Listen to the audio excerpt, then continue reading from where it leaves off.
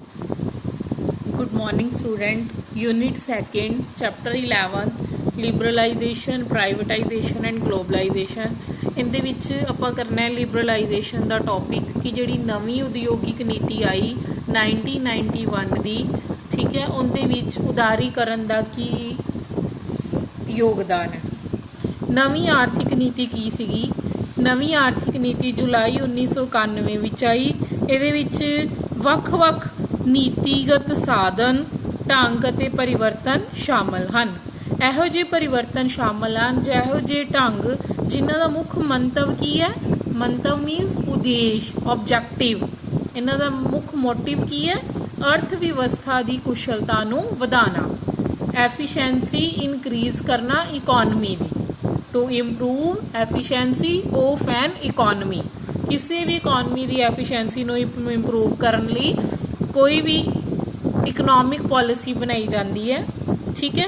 ਨਵੀਂ ਆਰਥਿਕ ਨੀਤੀ ਦੇ ਉਦੇਸ਼ ਕੀ ਹੈ? ਅਰਥ ਵਿਵਸਥਾ ਵਿੱਚ ਆਰਥਿਕ ਪ੍ਰਤੀਯੋਗੀ ਵਾਤਾਵਰਨ ਤਿਆਰ ਕਰਨਾ ਤਾਂ ਕਿ ਅਰਥ ਵਿਵਸਥਾ ਵਿੱਚ ਉਤਪਾਦਕਤਾ ਅਤੇ ਕੁਸ਼ਲਤਾ ਵਿੱਚ ਸੁਧਾਰ ਹੋ ਸਕੇ। ਇਹ ਆਪਾਂ ਲਿਬਰਲਾਈਜੇਸ਼ਨ ਦੇ ਨਾਲ ਪੜ੍ਹਨਾ ਹੈ। ਉਦਾਰੀਕਰਨ ਕੀ ਹੈ? ਲਿਬਰਲ ਕਰਨਾ। ਪਹਿਲਾਂ ਕੀ ਸੀ? ਸਾਡੇ ਉਦਯੋਗੀ ਜਦੋਂ ਕੋਈ ਆਪਾਂ ਨਵੀਂ ਉਦਯੋਗਿਕ ਇਕਾਈ ਲਗਾਉਂਦੇ ਸੀ, ਸਾਨੂੰ ਲਾਇਸੈਂਸ ਲੈਣਾ ਪੈਂਦਾ ਸੀ, ਦਸਤਾਵੇਜ਼ ਪੂਰੇ ਕਰਨੇ ਪੈਂਦੇ ਸੀ, ਡਾਕੂਮੈਂਟੇਸ਼ਨ ਕਰਨੀ ਪੈਂਦੀ ਸੀ, ਸਰਕਾਰੀ ਦਫ਼ਤਰਾਂ ਦੇ ਬਹੁਤ ਚੱਕਰ ਲਗਾਉਣੇ ਪੈਂਦੇ ਸੀ ਕਿਉਂਕਿ ਰਿਸਟ੍ਰਿਕਸ਼ਨਸ ਬਹੁਤ ਸੀ, ਠੀਕ ਹੈ। ਇਹਨਾਂ ਰਿਸਟ੍ਰਿਕਸ਼ਨਸ ਨੂੰ ਹਟਾ ਦੇਣਾ ਤੇ ਕੋਈ ਵੀ ਉਦਯੋਗ ਆਪਾਂ ਸਮੂਥਲੀ ਸਟਾਰਟ ਕਰ ਸਕੀਏ, ਉਹਦੇ ਵਾਸਤੇ ਲਿਬਰਲਾਈਜੇਸ਼ਨ ਦੀ ਪਾਲਿਸੀ ਅਪਣਾਈ ਗਈ। ਉਦਾਰੀਕਰਨ ਕੀ ਹੈ? ਵਿਵਸਾਇਕ ਇਕਾਈਆਂ ਉੱਤੇ ਲੱਗੇ ਗੈਰ ਜ਼ਰੂਰੀ ਪ੍ਰਤੀਬੰਧਾਂ ਦੇ ਕੰਟਰੋਲ ਨੂੰ ਘੱਟ ਕਰਨਾ। ਜਿਹੜੇ ਗੈਰ ਜ਼ਰੂਰੀ ਰਿਸਟ੍ਰਿਕਸ਼ਨ ਸੀਗੀਆਂ ਉਹਨਾਂ ਨੂੰ ਘੱਟ ਕਰਨਾ। ਇਸ ਦੇ ਅੰਤਰਗਤ ਕਾਰਜ ਵਿਧੀਆਂ ਨੂੰ ਆਸਾਨ ਬਣਾਇਆ ਜਾਂਦਾ ਹੈ ਅਤੇ ਪ੍ਰਸ਼ਾਸਨਕ ਰੁਕਾਵਟਾਂ ਨੂੰ ਘੱਟ ਕੀਤਾ ਜਾਂਦਾ ਹੈ।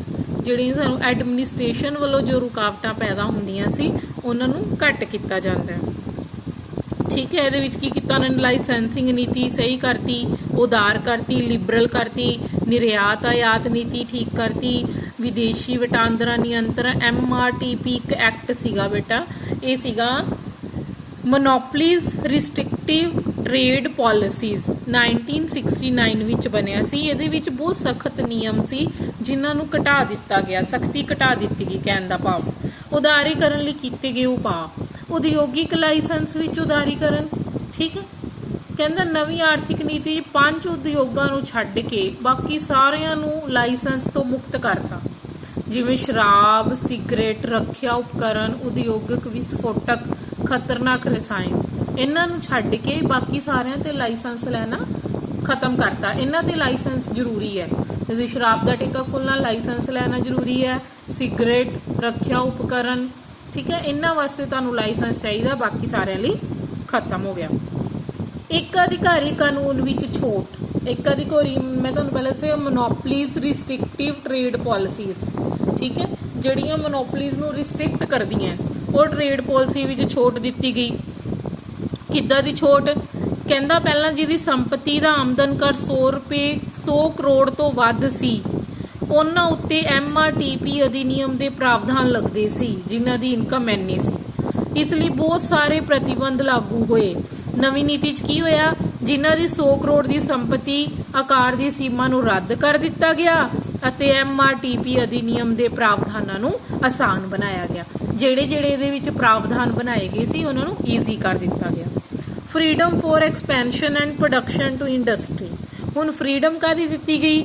ਐਕਸਪੈਂਡ ਕਰਨ ਦੀ ਤੇ ਪ੍ਰੋਡਕਸ਼ਨ ਕਰਨ ਦੀ, ਠੀਕ ਹੈ, ਕਿਉਂਕਿ ਲਾਇਸੈਂਸ ਨਹੀਂ ਰਿਹਾ, ਦਫ਼ਤਰੀ ਚੱਕਰ ਲਗਾਉਣੇ ਬੰਦ ਹੋ ਗਏ, ਉਤਪਾਦਨ ਦੀ ਸੁਤੰਤਰਤਾ ਦੇ ਦਿੱਤੀ ਗਈ। Increase in investment limit of small industry. ਛੋਟੇ ਉਦਯੋਗਾਂ ਦੀ ਨਿਵੇਸ਼ ਸੀਮਾ ਵਧਾਤੀ। ਪਹਿਲਾਂ ਉਹਨਾਂ ਨੇ ਇੱਕ ਸੀਮਾ ਰੱਖੀ ਸੀ ਕਿ ਛੋਟੇ ਜਿਹੜੇ ਉਦਯੋਗ ਹੈ ਇਸ ਸੀਮਾ ਤੋਂ ਵੱਧ ਇਨਵੈਸਟਮੈਂਟ ਨਹੀਂ ਕਰ ਸਕਦੇ।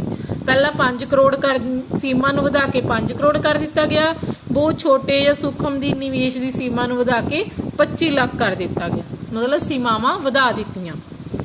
ਪੂੰਜੀਗਤ ਸਮਾਨ ਅਤੇ ਕੱਚੇ ਮਾਲ ਦੇ ਆਯਾਤ ਦੀ ਸੁਤੰਤਰਤਾ।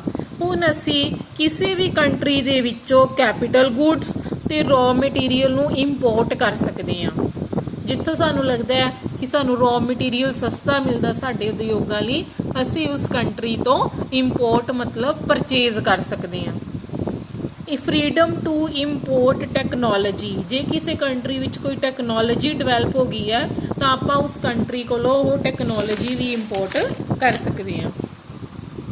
रिप्लेसिंग फेरा विद फैमा, ठीक है, एक फेरा सीगा फॉरेन एक्सचेंज रेगुलेशन एक्ट, इनकी जगह ते नवां बना दिता फॉरेन एक्सचेंज मैनेजमेंट एक्ट। ਇਹਦੇ ਵਿੱਚ ਜਿਹੜੀਆਂ ਰਿਸਟ੍ਰਿਕਸ਼ਨ ਸੀ ਉਹਨਾਂ ਨੂੰ ਥੋੜਾ ਘਟਾ ਕੇ ਨਵਾਂ ਐਕਟ ਬਣਾ ਦਿੱਤਾ ਗਿਆ।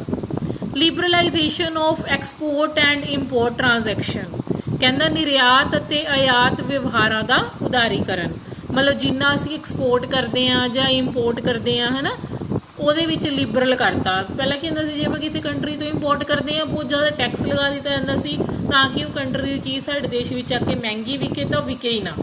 ਹੁਣ ਉਹ ਚੀਜ਼ਾਂ ਥੋੜੀਆਂ ਰੈਲੀਆਂ ਕਰ ਦਿੱਤੀਆਂ ਗਈਆਂ।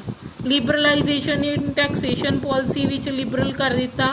ਲਿਬਰਲਾਈਜੇਸ਼ਨ ਇਨ ਕੈਪੀਟਲ ਮਾਰਕੀਟ, ਉਦਾਰੀਕਰਨ ਤੋਂ ਪਹਿਲਾਂ ਕੀ ਸੀ, ਕੰਪਨੀਆਂ ਦੁਆਰਾ ਅੰਸ਼ ਅਤੇ ਰਿਣ ਪੱਤਰਾਂ ਦੇ ਸਰਵਜਨਕ ਨਿਗਮ ਨਾਲ ਸੰਬੰਧਿਤ ਪ੍ਰਾਵਧਾਨ ਕਾਫੀ ਸਖਤ ਸਨ। ਜਿਹੜੇ ਇਹਨਾਂ ਨਾਲ ਸੰਬੰਧਿਤ ਰੂਲ ਸੀ ਉਹ ਸਟ੍ਰਿਕਟ ਸੀਗੇ। ਸਿਰਫ ਵੱਡੀਆਂ ਕੰਪਨੀਆਂ ਸਰਵਜਨਕ ਨਿਗਮ ਦੀਆਂ ਸ਼ਰਤਾਂ ਨੂੰ ਪੂਰੀਆਂ ਕਰਦੀਆਂ ਸੀ, ਹੈ ਨਾ। पर उदारीकरण ने की किया, लिबरलाइजेशन ने इन्हां प्रावधानां नूं जां इन्हां रूल्स एंड रेगूलेशन नूं ईजी कर दिता। लिबरलाइजेशन इन बैंकिंग सैक्टर, ठीक है, बैंक दर जिहड़ी सी घटा के इन्नी करती। CRR हुंदी है, एक कैश रिजर्व रेशो हुंदी है, ठीक है, 4% ही रखती। ते की हुंदियां cash reserve ratio, statutory liquidity ratio, ये तुहानूं अगे मनी एंड बैंकिंग च पढ़ाया जाएगा। ये जिवें मैं तुहानूं इत्थे थोड़ा दस दिंदी है, मतलब CRR हुंदी है कैश रिजर्व रेशो।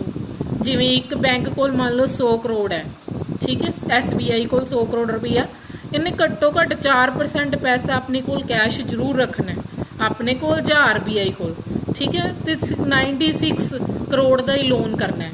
क्यों? क्योंकि जिवें किसी नूं सेविंग अकाउंट वाले नूं इमीडिएट लोड़ पै जाए तो 4% विच उहनूं पैसे दे सके, ठीक है। ये सारियां रेट्स हुंदियां। उदारीकरण के लाभ की होए, विदेशी निवेश विच वाधा हो गया। नैचुरली है जो लिबरलाइजेशन हो गया है ना, तो विदेशी निवेश अपने देश विच आने शुरू हो गए। विदेशी मुद्रा भंडारां विच वाधा, नैचुरली है जो फॉरन इन्वेस्टमेंट होगी तो डॉलरां च ही होगी, इस करके जिहड़ी साडी को फॉरन करंसी सी वो भी वध गई। उद्योगिक उत्पादन विच भी वाधा होया। नैचुरली है जो 5 उद्योगां नूं छड्ड के रिस्ट्रिक्शनस हटातियां, नवे नवे उद्योग लगे तो इंडस्ट्रीयल प्रोडक्शन वध गई। इनक्रीज इन कॉम्पीटिशन, प्रतियोगिता विच भी वाधा हो गया। क्यों? क्योंकि हुण की होया, लिबरलाइजेशन हो गया, हर कॉम्पीटिशन वध गया। हर कंपनी हर उद्योग का मोटिव हुंदा है कि साडा प्रोडक्ट सस्ता ते वधिया क्वालिटी का होवे, इस करके वो क्वालिटी सुधारन वाल ध्यान दिता गया। प्राइजिस ते कंट्रोल हो गया, करप्शन ते भी रोक लगाई गई, ठीक है। इहदियां आलोचनावां, क्रिटिसिज्म की होया, इनक्रीज इन अनइंप्लॉयमेंट। अनइंप्लॉयमेंट किवें वधूगी? देखो, जदों लिबरलाइजेशन होया, कैपीटल जिहड़ी सी असीं फॉरन तो मंगवाउण लग गए, टैक्नोलॉजी भी आपां फॉरन कंट्रीज़ तो लैण लग गए। इहदे नाल की होया, मशीनीकरण वध गया, कंप्यूटराइजेशन वध गया। इहदे नाल की होया कि जिहड़ी लेबर हत्थां नाल काम करदी सी उन्हां विच बेरोजगारी वध गई। Second, loss to domestic units, जदों हुण फॉरन इन्वेस्टमेंट इत्थे आ गई, ठीक है, पता ही आपां नूं कि फॉरनर जिहड़े है उन्होंने टैक्नोलॉजी जापान चाइना बहुत एडवांस है, उन्होंने टैक्नोलॉजी भारत की टैक्नोलॉजी उन्होंने कंपीट नहीं कर पाई, जिहदे करके घरेलू इकाइयां नूं नुकसान होया। Increase in dependence on foreign Nations, हुण की होया, साडी फॉरन नेशन दे उत्ते जिहड़ी डिपेंडेंस है वो वधदी गई, जो कि साडे देश की सुतंत्रता दे लई बहुत वड्डी एक नुकसान वाली गल है।